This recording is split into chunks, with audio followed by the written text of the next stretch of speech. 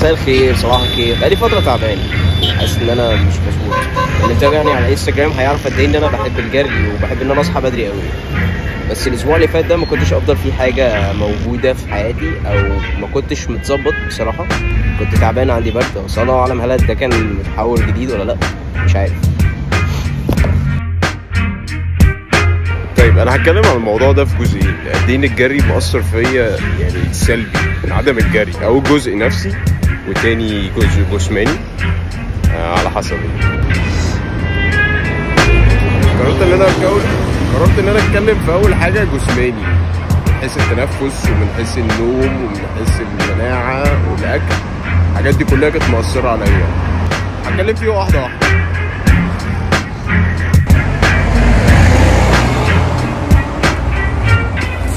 طيب اول حاجه التنفس. انا ما قدرتش ان انا اخد كده. اول حاجه في التنفس انا ما قدرتش كده ان انا يعني مش قادر اتنفس، حاسس ان في حاجه مش صح، في حاجه متلخبطه فيا، مش عارف اعيش يعني بمعنى اصح.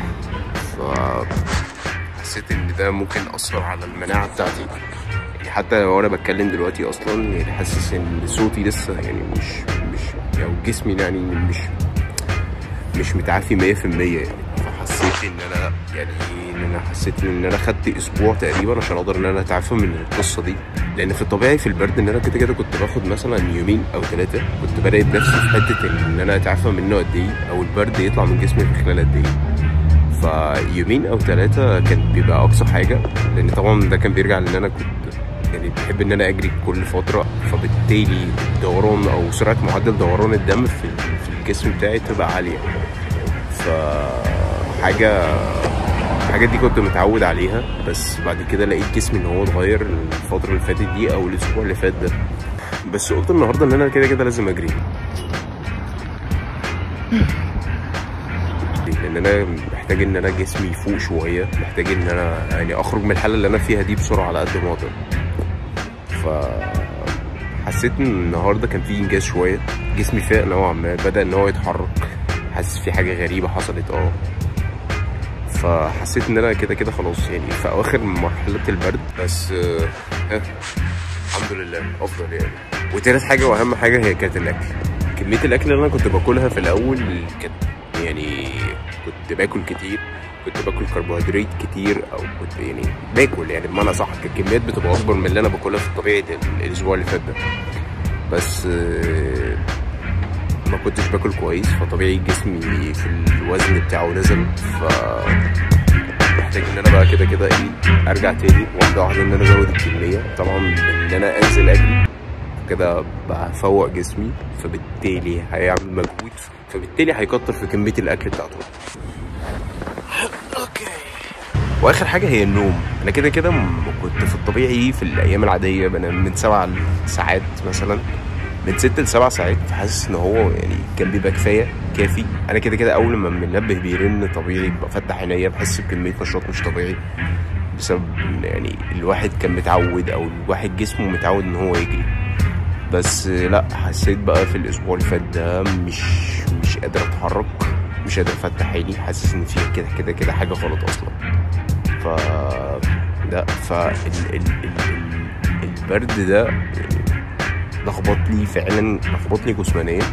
انا مش قادر كده اتحرك اصلا، مش قادر اقوم، حاسس ان انا مش متنفس كويس، يعني في كذا حاجه. وده كان الجزء الاول من الجسماني، يعني ده ظاهريا جسمي كان عامل ازاي. الجزء التاني هو نفسي شويه، احباط، صفاء ذهن، وتوتر.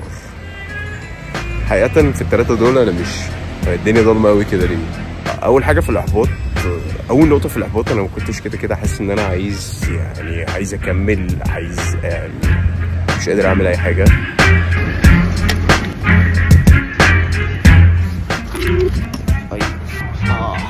انا قررت ان انا اتكلم في الاحباط اول حاجه في الجزء النفسي، لان كده الواحد اصلا بيبقى مش طايق اي حد، مش طايق اي افكار جديده، مش عايز يتكلم مع حد، مش عايز يشوف حد، اللي هو يا دوب عايز اقعد مكاني، مش عايز اعمل اي حاجه ثانيه.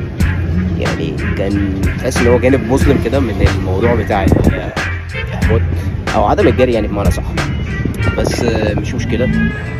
صفاء الذهن صفاء زي انا اكن في قهوه بلدي قاعده جوه في دماغ الواحد، وكده كده يعني مش قادر اركز ولا قادر حتى ان انا اتكلم ولا قادر اعمل اي حاجه خالص حقيقه يعني. فما كانش برضه تاني ده من الاعراض بتاعه البرد يعني. طيب اخر حاجه خالص هي كانت فعلا يعني مش قادر استحملها، اللي هي التوتر، لكن في حد كده بيجري ورايا ملخبطني، مش قادر اوصل الجمله اللي في الدماغ اللي انا عايز اقولها او الفكره حتى على الاقل للي قدامي، مش قادر اتكلم، مش قادر يعني متلخبط في حاجه كده كتيره كده مش مظبوطه. بس في الاخر كل ده يعني بعد ما انا كده خلاص يعني قررت ان انا كنت انزل